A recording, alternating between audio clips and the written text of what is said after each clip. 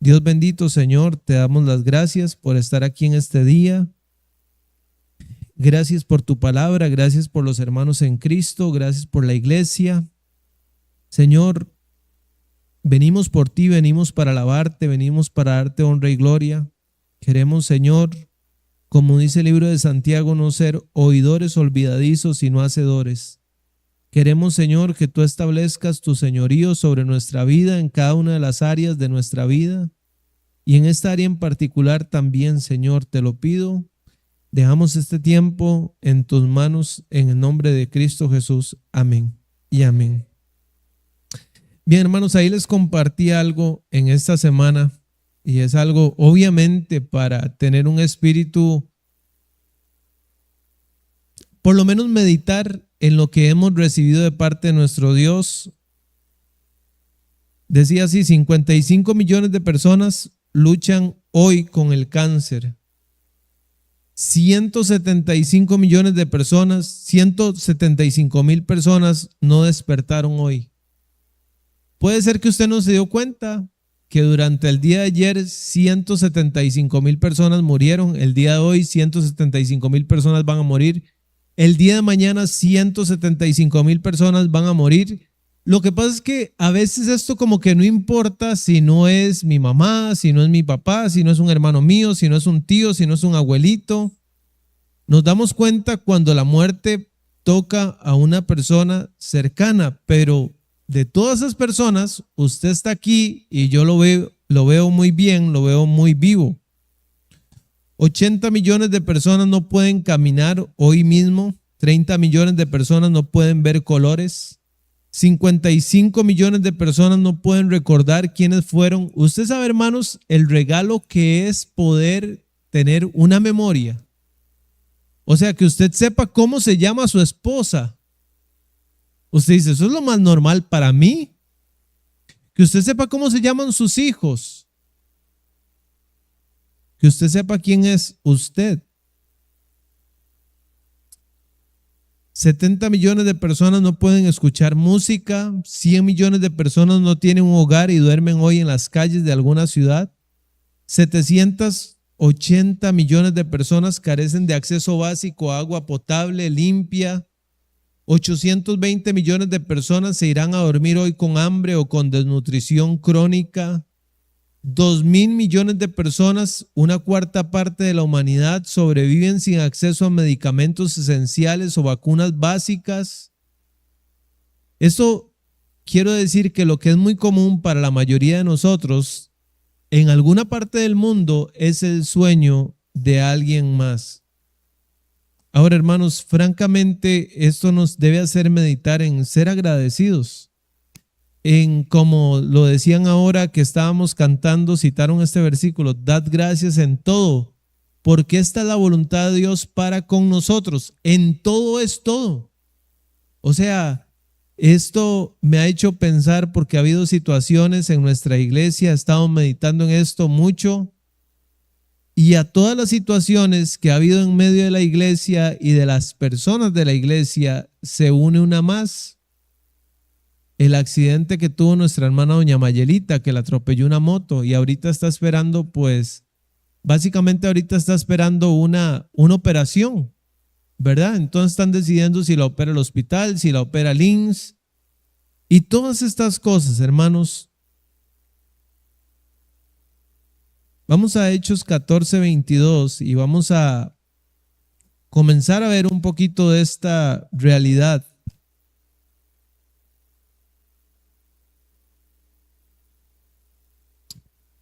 Job dijo algo, en el libro de Job está escrito que como las chispas nacen para volar. ¿Alguien sabe ese versículo? Como las chispas nacen para volar, así el hombre nace para la aflicción. Entonces, en el libro de Job da una razón de ser. Nosotros nacemos para pasar luchas. También en ese libro dice, ciertamente es brega la vida del hombre. No sé si sabe qué significa esa palabra. Brega es una lucha continua. continua. No es una fiesta, no es un carnaval, no es un vacilón. Es una lucha, es una tribulación, es una adversidad continua. Además, en esa oportunidad que Job perdió 10 hijos en un día, perdió todos los bienes materiales, perdió todo lo que él tenía, dice la Biblia que Dios no atribuyó a Job despropósito alguno. Despropósito alguno no es solamente reconocer que cada cosa que pasa en la vida tiene un propósito. Obviamente la palabra despropósito lo que significa es que Dios lo que hace tiene sentido, tiene un fin, tiene un buen fin. Más bien hay que añadirle ese adjetivo, un buen fin, un buen propósito. Está pensando en bien para nosotros. Siempre está pensando en bien para nosotros. Sin embargo, nosotros estamos pensando, bueno, pero si Él está pensando el bien para nosotros, no deberíamos pasar situaciones adversas. Esta hermana no debería estar ahorita mismo en el hospital. Hechos 14:22 dice la Biblia así, confirmando los ánimos de los discípulos, exhortándoles a que permaneciesen en la fe y diciéndoles, es necesario que a través de muchas tribulaciones entremos en el reino de Dios. Hermanos, si usted no está pasando alguna tribulación ahorita, déjeme asegurarle algo, las va a pasar. Y no una ni dos, la Biblia dice muchas. Y dice también que son necesarias y que a través de muchas tribulaciones es que vamos a entrar en el reino de Dios. Obviamente la situación en la que Pablo estaba era por predicar el evangelio. Estamos en el contexto del primer viaje misionero del apóstol Pablo y Bernabé. Justo en el capítulo anterior, en los versículos previos, ambos discípulos están enfrentando una feroz oposición de parte de algunos judaizantes y algunos gentiles radicales. El detonante lo da el hecho de que Pablo sanó a un hombre cojo de nacimiento y tras este milagro, entonces los lugareños, la multitud, intentó adorar a los misioneros como si fueran dioses. Por supuesto, como hombres de Dios, se negaron rotundamente a esto. Después llegaron opositores de otras ciudades como Antioquía e Iconio, y estas personas movieron a las masas y la multitud cambió radicalmente de pensamiento. Y entonces dice la Biblia que apedrearon a Pablo y lo arrastraron fuera de la ciudad, dándolo por muerto. Hermanos, posiblemente usted se ve las cicatrices que usted tiene y son de que alguna vez se cayó en bici o se cayó en alguna cuesta ahí muy pedregosa y usted se resbaló y se hizo una herida. Pero hermanos, aquí yo creo que ninguno puede decir que ha sido apedreado por causa de Cristo. Y en la mente de uno está, ¿por qué si estamos haciendo lo correcto? ¿Por qué vienen cosas malas? ¿Por qué si estamos haciendo lo bueno, Dios permite que me apedreen? Desde el puro principio, Jesús le dijo a Ananías, yo le voy a enseñar a Pablo que es todo lo que le es necesario padecer por causa mía.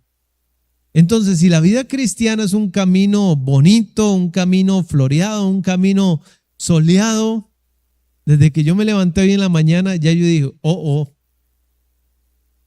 porque llovía y yo decía, hoy en la mente de uno es un día malo. Uno quiere que el día sea un día soleado, sea un día agradable, sea un día, siempre uno prefiere esos días. Y en la vida espiritual no es diferente.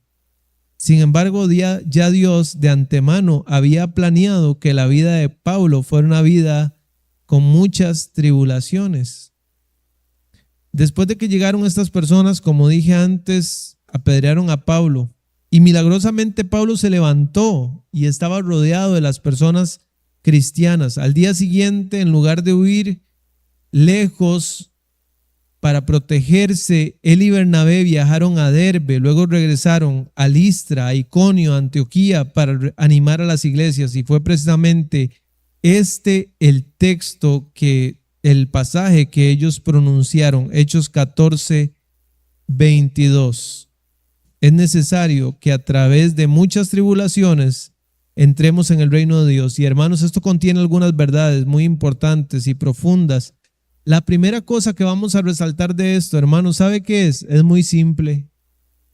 Es normal que suframos. No es, como dice otro versículo, no tome la prueba como que si alguna cosa extraña le estuviera aconteciendo. No se sorprendan del fuego de la prueba que les ha sobrevenido. Es normal. Es normal. Yo hace poco hablé acerca de cómo la vida fácil, más bien, ¿por qué prosperan los impíos? Es una pregunta que se hacen los grandes cristianos. ¿Por qué les va bien a personas que no tienen nada que ver con Dios? Tienen todo económicamente, tienen buenas casas, tienen buenos carros, tienen plata en el banco, toda la vida les sonríe, sus hijos crecen sanitos y fuertes, rosaditos, y nunca pasan ninguna aflicción. Bueno, porque nosotros no vemos el mundo como realmente es. A veces uno dice, bueno, esa persona es bendecida por Dios, cuando en realidad muchas veces el tenerlo todo no lo vemos, que más bien es una maldición. Yo cuando crecía en el barrio me decían orejas, y los más así que jugaban de gringos, orange. No tiene nada que ver, ¿verdad? Porque es naranja. Entonces yo llegaba y le decía a mis papás, pero ¿por qué Dios no me hizo menos orejón? Y mi papá me decía, ¿sabe qué, Isaac? Los hombres guapos tienen muchos problemas. Es mejor ser feo. Y sabe que la verdad es una bendición ser feo. Yo no estoy seguro, la verdad, no estoy seguro de eso. Yo no estaba convencido de eso, la verdad. Uno dice, esa persona es tan guapo, es tan apuesto, entonces la vida es color de rosas. Bueno, hermanos, puede ser que sí, puede ser que no. Pero cuando hablamos de las posesiones materiales, usted dice, esta persona que le va tan bien, esa es la bendición de Dios. Puede ser que sí, puede ser que no. Habían personas en la Biblia que tenían muchos bienes materiales, pero también esto trae muchos peligros. Como cuando pasamos pruebas, hermanos, la verdad, esto genera dependencia. O sea, si nosotros queremos estar cerca de Dios, tenemos que tener un hijo enfermo, ¿sí o no? Nosotros no sabemos lo que es orar con ganas, orar de verdad, agónicamente, cuando tenemos una persona que amamos enferma. Esto genera dependencia. Las pruebas, la persecución, el sufrimiento no son una anomalía ni una señal del abandono de Dios. Más bien, al contrario, son una parte intrínseca. Y hermanos, debe ser esperada, una situación esperada de nuestra madurez espiritual en el camino a la salvación. Porque como decía ese versículo, que a través de muchas tribulaciones entremos en el reino de Dios. El significado de esta palabra tribulación en el original, Lucas, que es el autor de Hechos, utiliza la palabra tlipsis, que se traduce literalmente como presión, opresión o carga pesada. Hermanos, yo de verdad he estado pensando mucho en la situación de doña Mayelita, de otras personas de la iglesia. ¿Y qué es ahorita lo que está pasando? Una presión, una carga pesada. ¿Usted preferiría estar bueno y sano y mañana listándole ahí el desayuno a la familia y compartiendo con los hijos y compartiendo con los nietos? Esta tribulación alude a dificultades externas como la la persecución, en el caso de Pablo, pueden ser problemas económicos, puede ser el rechazo de otras personas por yo ser cristiano. Esas son externas o internas, pueden ser dudas, batallas espirituales.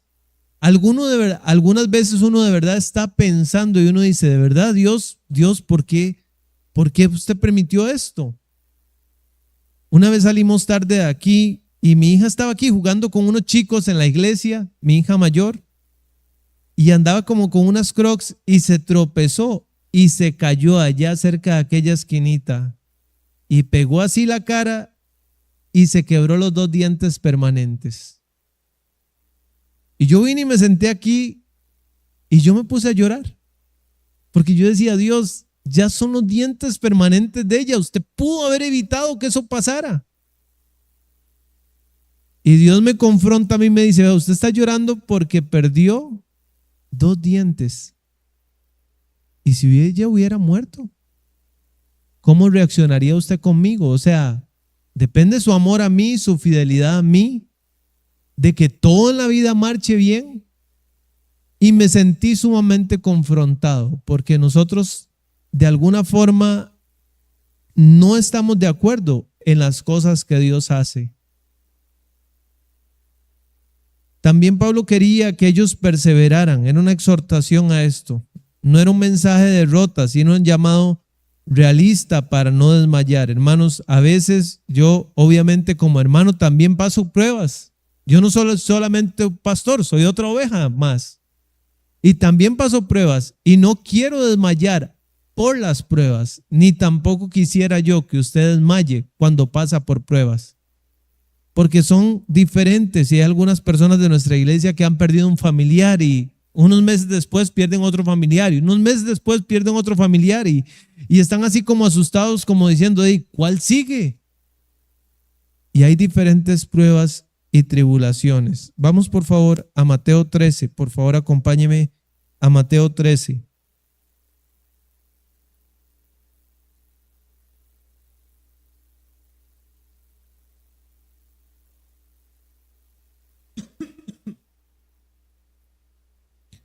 Ahí está la parábola del sembrador.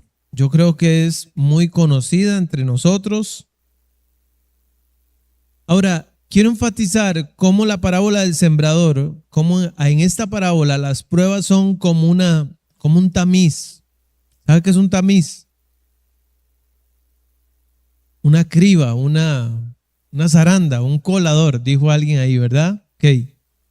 Las pruebas son como una criba, como un tamiz. O sea que de alguna forma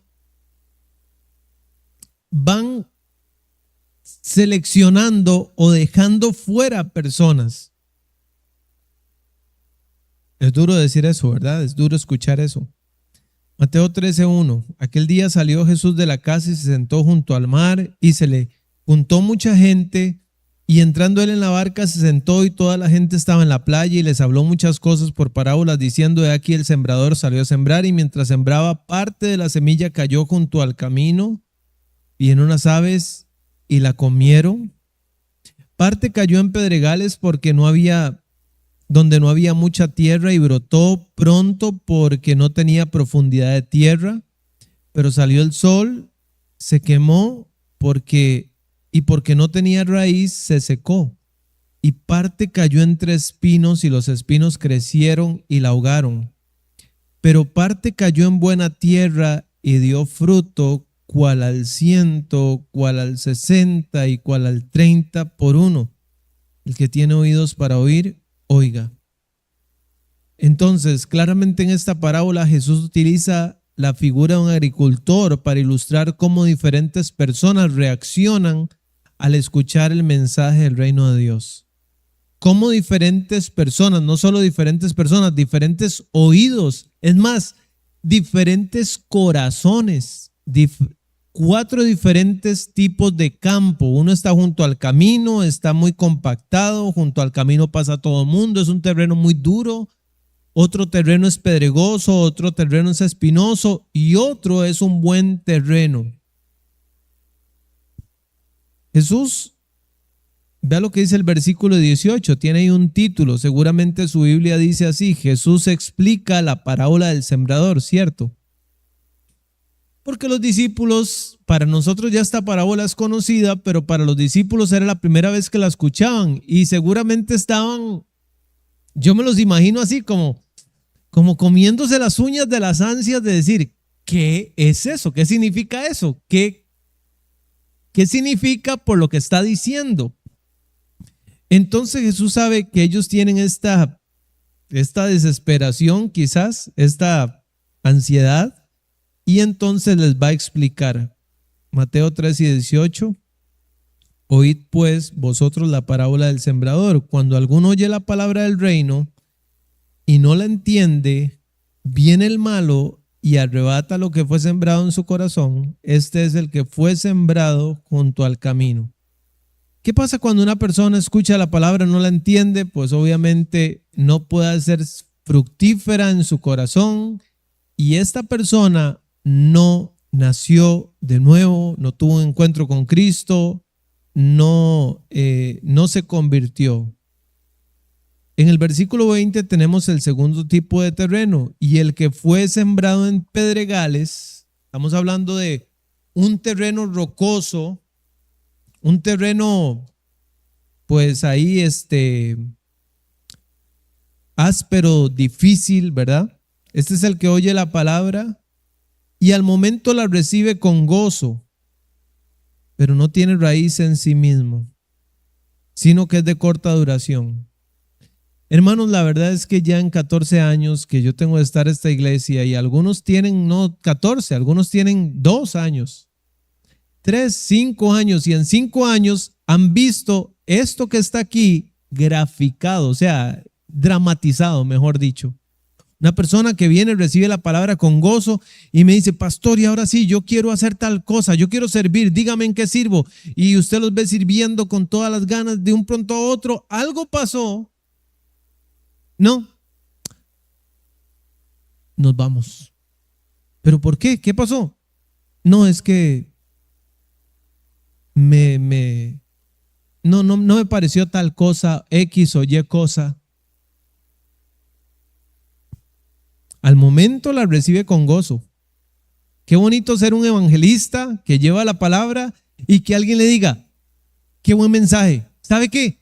Deme más de esos tratados. Yo voy a compartir más bien esta enseñanza con otros. ¿Y qué tengo que hacer ahora? Bautizarme. ¿Qué tengo que hacer ahora? Servir. ¿Qué toca ahora? ¿Qué sigue? ¿Qué sigue? ¿Qué sigue? Y de un pronto a otro ya usted nunca más lo volvió a ver. Al momento la recibe con gozo, pero no tiene raíz en sí, versículo 21, sino que es de corta duración. Pues, ¿cuál es el obstáculo? ¿Cuál es el pero? ¿Qué es lo que lo desinfla? Pues al venir la aflicción, la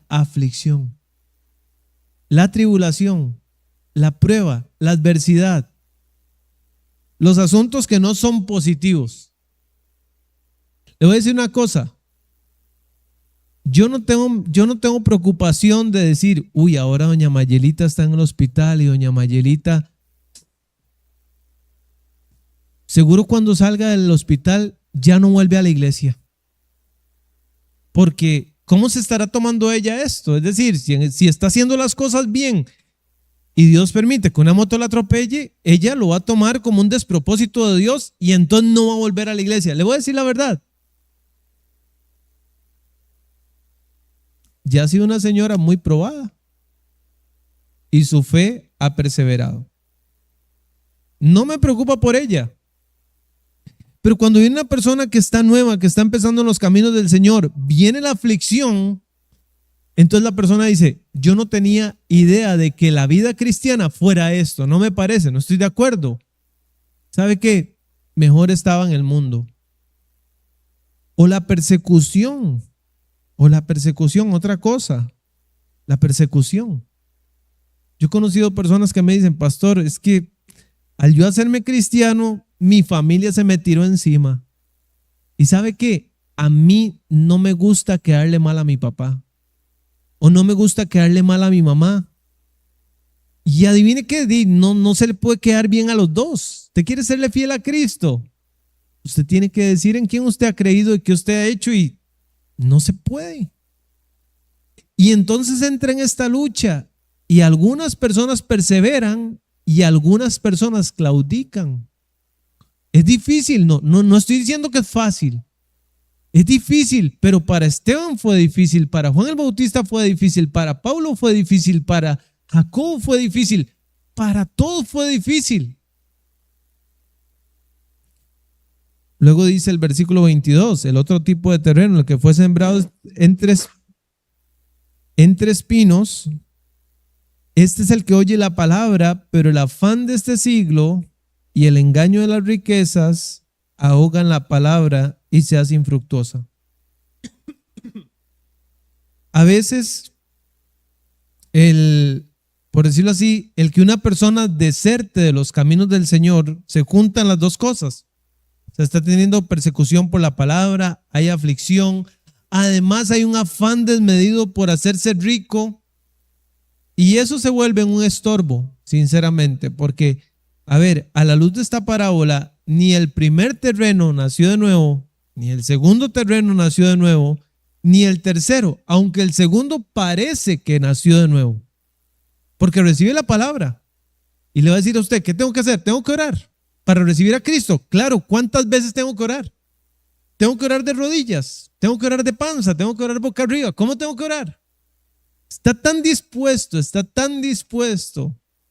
pero es de corta duración.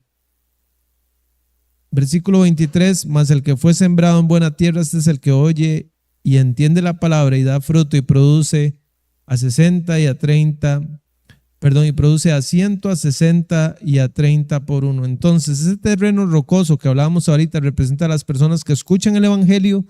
Al principio reaccionan de forma muy positiva, muy alegre, muy entusiasta. Ahora yo le pregunto, ¿es la respuesta de estos puramente emocional y superficial?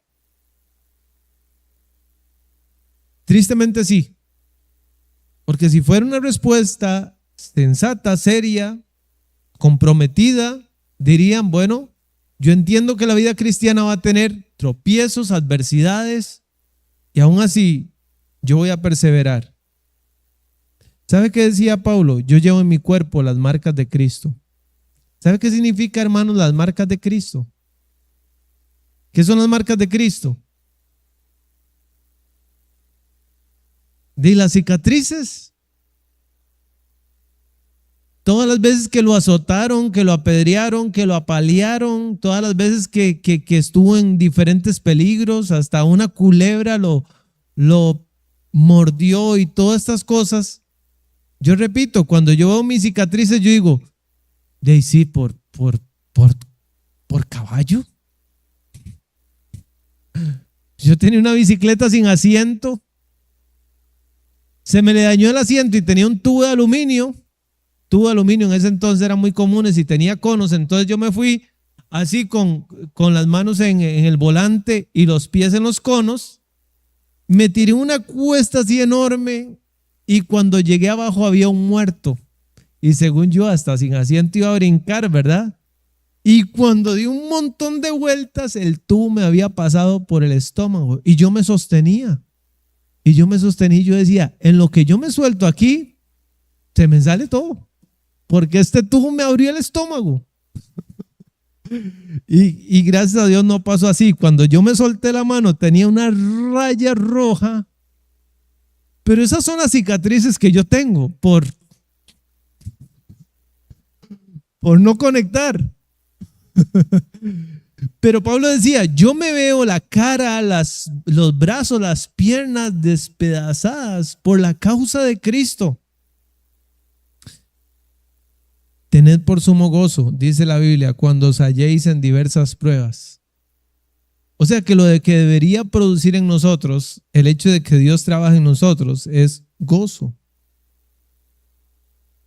Este pasaje es una advertencia muy seria sobre la naturaleza de la fe y cómo reaccionamos ante la adversidad. ¿Por qué la naturaleza de la fe, hermanos? Porque Dios solo da un tipo de fe y ese tipo de fe es dado para poder pasar las pruebas las tribulaciones, la prueba de sobreponernos al afán, de sobreponernos al deseo de hacernos ricos, ¿ya? Pero a veces tenemos una ilusión o un espejismo de comodidad. Esto significa que a veces queremos una fe en la que Dios tiene que darnos una vida plácida, una vida pacífica, porque nosotros estamos creyendo en Él. Hermanos, la verdadera fe cristiana debe estar preparada para la resistencia. ¿Sabe qué me enseñó a mí esa situación con los dientes de mi hija? Usted dice, ¿pero cómo? Yo le doy los dientes a Jimena. Bueno, gracias a Dios por los odontólogos y toda esta gente, ¿verdad? Pero yo siempre le pido a Dios y siempre oro y yo le digo, Dios, ahorita yo no estoy pasando una prueba así dura, específica, pero si usted va a permitir que la pase, porque yo sé que va a permitir que la pase, Señor, ayúdame y fortalézcame desde ahora. Fortalézcame desde ahora, porque hermanos, ya vamos a ver otro texto donde dice, muchas son las aflicciones del justo. ¿Verdad que sí?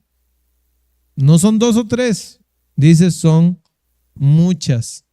Vamos a ir a ese texto, por favor, ya para ir finalizando. Salmos 34, 17. Ahora, ahí en el Salmo 34, hermanos, dice cuál fue el contexto. Protección divina, dice, la protección divina. Salmo de David cuando mudó su semblante delante de Abimelech. ¿Recuerdan esa historia? O sea, David está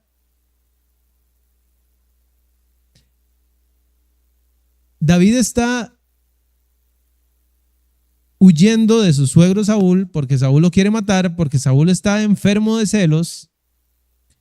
Y entonces no tiene otro lugar al cual huir sino un lugar llamado Gat, en Filistea. Es decir, el gigante que David mató era filisteo. Entonces cuando él llega a Gat, el rey Abimelech dice, pero este no es David, el que ha matado un montón de nosotros y además mató al gigante. Entonces David se queda así en shock diciendo, hey, sí, me van a matar. ¿Qué opta David por hacer?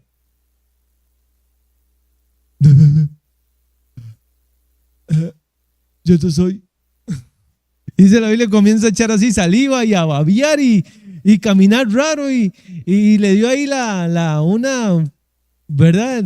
Se chispoteó todo y comenzó a caminar como loco, a hacerse loco y ya cuando lo vieron así loco, incluso Abimelech dijo una cosa, ¿acaso me faltan locos? ¿Verdad? Yo digo que esa es la frase de muchas abuelitas y de muchas mamás. ¿Acaso me faltan locos? Y ahí está David en medio de, como dice don Roger Medina, es como gallina en fiesta de zorros. Está ahí, o sea, su vida está en peligro en medio de todos sus enemigos. Y dice el versículo 17, claman los justos y Jehová los oye y los libra de todas sus angustias. Cercano está Jehová a los quebrantados de corazón y salva a los contritos de espíritu. El clamor, claman los justos. Escuche bien, no se refiere a una oración elegante o calmada. Esta palabra hebrea alude a un grito de auxilio por desesperación. Yo no sé si alguna vez alguien aquí se está ahogando, pero en lo que usted agarra un respiro, usted dice, ¡ay! Sí, pero eso no es un especial, no está haciendo un especial. Si se le salió un gallo, no importa cómo usted grite, es un clamor. Usted no dice, ¿me ayudan, porfa? El clamor es eso, es un grito de auxilio. David tuvo que ahogar en su pecho mientras fingía su locura. Eso, estaba clamando a Dios.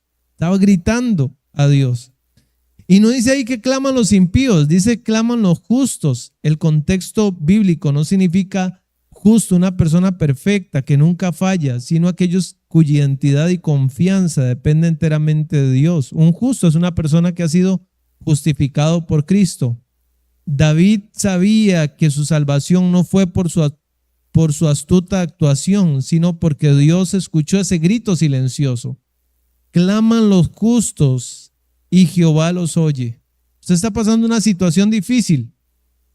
¿Para qué Dios la permite? Hermanos, la permite para que nosotros clamemos. La permite para que nosotros le busquemos, para que nosotros nos acerquemos a Él y para que Él se acerque a nosotros. El cuarto hombre en el horno de fuego significa que Dios no estaba con Sadrac, Mesach y Abednego o Ananías, Misael y Azarías en otras épocas. Siempre estaba con ellos, pero estaba más evidente en medio del horno de fuego, ¿sí o no? A ver, hablando de doña Mayelita, yo digo, a ver, Dios está siempre con doña Mayelita o ella puede sentir a Dios, pero ahorita, ¿en qué momento siente uno a Dios más cercano? Lo siente más cercano en medio de las dificultades y de las adversidades. Aquí tenemos una promesa. Dios no dice que evita que nosotros entremos en angustias. Dice, los libra de todas sus angustias. Dios permite que entremos en angustias y espera que clamemos en medio de la angustia. Luego el versículo 18 dice, cercano está Jehová a los quebrantados de corazón. El pensamiento común de la época y también de nuestra época era que si alguien sufriera porque Dios se había alejado o estaba enojado. David enseña lo contrario.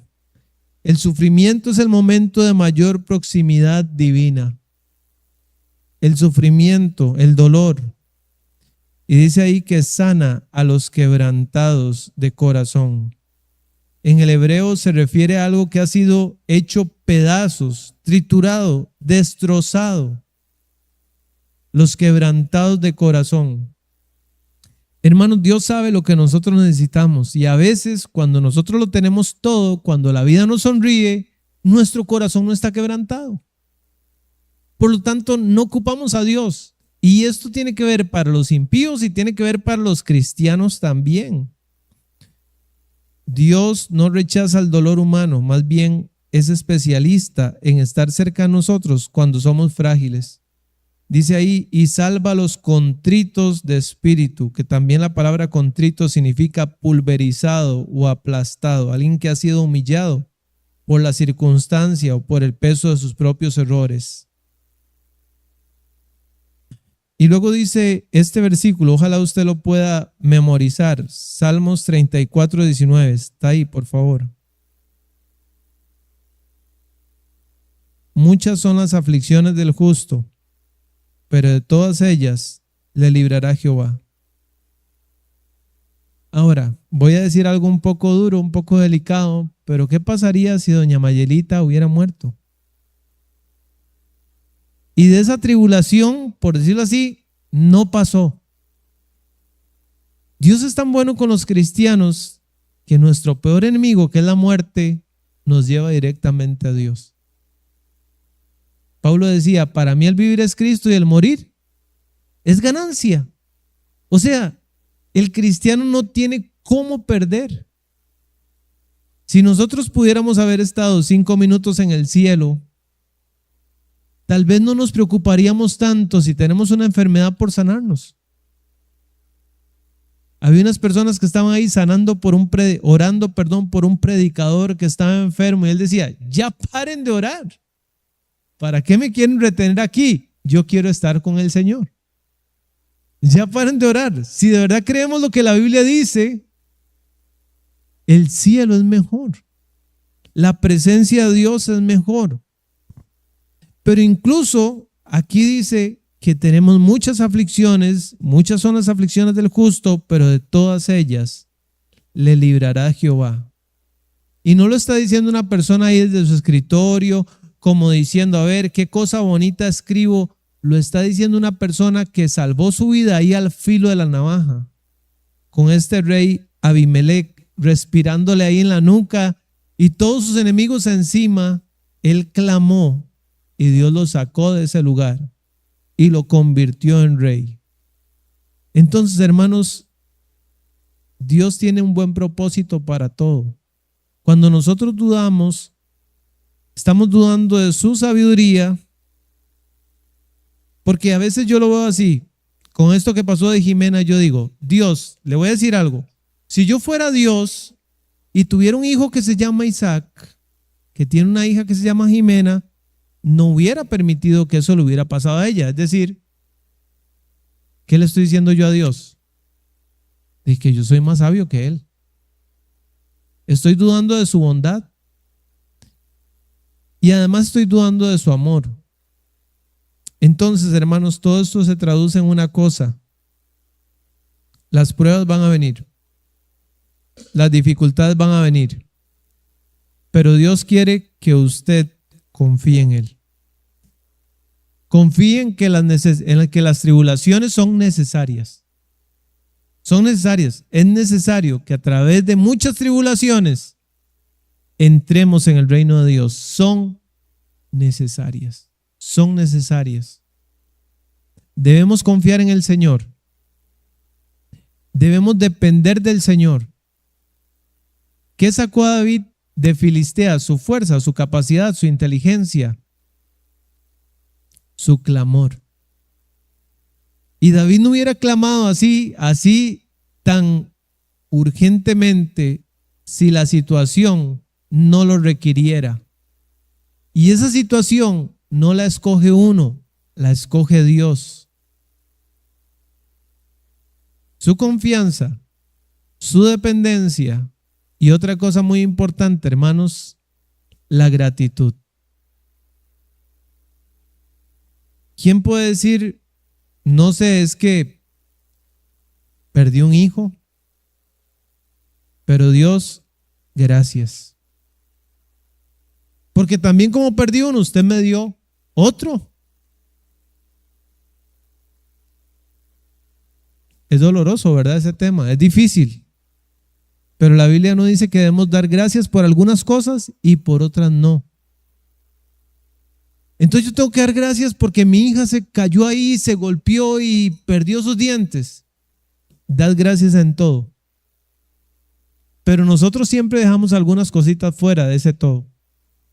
Dios quiere que incluyamos todo literalmente y que confiemos en Él. Confiemos en su sabiduría, confiemos en su bondad y confiemos en su amor. Cuando nosotros amamos a Dios, y aunque lo amemos de manera imperfecta, a los que aman a Dios, ¿qué dice? Todas, hermanos, todas. Y como dice el autor de Hebreos, nosotros no hemos padecido hasta la sangre. Orémosle a Dios para que si viene alguna situación más difícil, nuestra fe pueda perseverar. Y seamos ese tipo de semilla que cae en un buen terreno y que da fruto al 100, al 60 y al 30 por uno. Póngase de pie, por favor. Vamos a orar.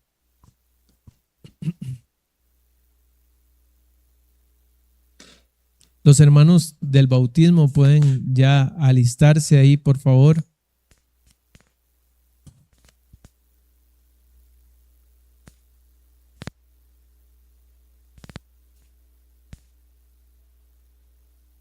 Vamos a orar, hermanos, pedirle al Señor que Él sea quien nos fortalezca.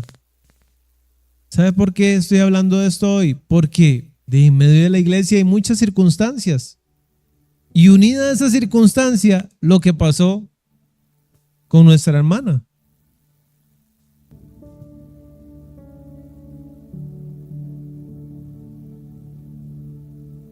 Claramente, hermanos, es difícil. Claramente es difícil. Pero Dios está en control. Yo les he dicho a ustedes algo. Ojalá que usted pueda recordarlo. No le pedimos a Dios que tome el control. Cuando ore, escúcheme bien. Cuando usted ore, no le pida a Dios que tome el control. ¿Sabe que eso es como una falta de respeto? Dios es como, mira Dios, a usted, yo sé Dios, hey, todos fallamos. Y a usted se le fue ese detallito entonces, pero ahora Señor, ahora tome el control. No. Ahora, desde este lado de la barrera, por decirlo así, para mí es más fácil orar por doña Mayelita, porque yo no soy el que está ahí. Pero ¿sabe qué también es mi oración? Que cuando me toque estar ahí, yo pueda de verdad recordar cada vez que he orado para que Dios me muestre a mí, me dé la paz a mí de que Dios está en control. Porque hermanos, hay cosas que son difíciles de verdad. Pero la prueba purifica nuestra fe. La prueba produce en nosotros paciencia, produce perseverancia, resistencia, produce confianza. Hay cosas que no podrían ser producidas en una vida que no pasa nada difícil, nada malo. Y es necesario que a través de muchas tribulaciones entremos en el reino de Dios. Entonces hoy oramos por nuestra hermana, hoy oramos por otras familias y mañana ustedes pueden estar orando por mí o mañana podríamos estar orando por usted. Bueno, yo voy a pedirle a don Isidro que pueda pasar por aquí, él nos va a dirigir en oración y que Dios, ahora usted mientras que don Isidro está orando, órele usted a Dios también, dígale: Dios, fortalezca mi fe. Haz que mi vida tenga raíz, ¿sabe? El sol a una mata sin raíz la seca. Y a una planta con raíz el sol la fortalece. Entonces que seamos nosotros de esos que cuando sale el sol seamos fortalecidos. ¿Está bien? Vamos a orar con don Isidro. Él nos va a dar ahí las indicaciones después y vamos a tener después un bautismo. Yo le decía a los hermanos, ustedes, este es el mejor día para ser bautizado, definitivamente. Recuerdo cuando bauticé a don Daniel y a doña Raquel, ese día estaba buenísimo. Bien, don Isi, vamos a orar.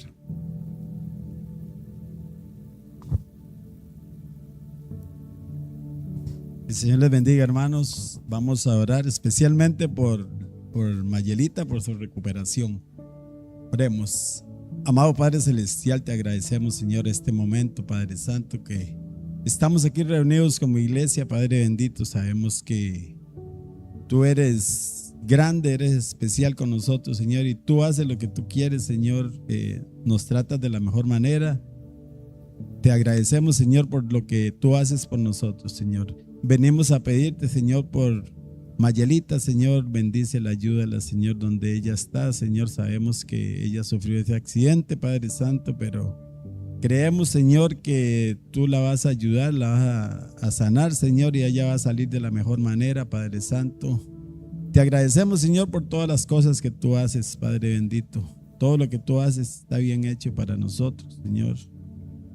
Solo le pedimos, Señor, la fortaleza para ella, Señor, para que ella pueda salir adelante en este momento, Padre Santo.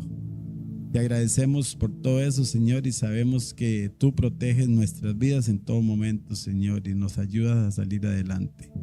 Te damos muchas gracias, Padre Santo, y pedimos la recuperación especialmente por ella. Gracias, Señor, en nombre de Cristo Jesús. Amén.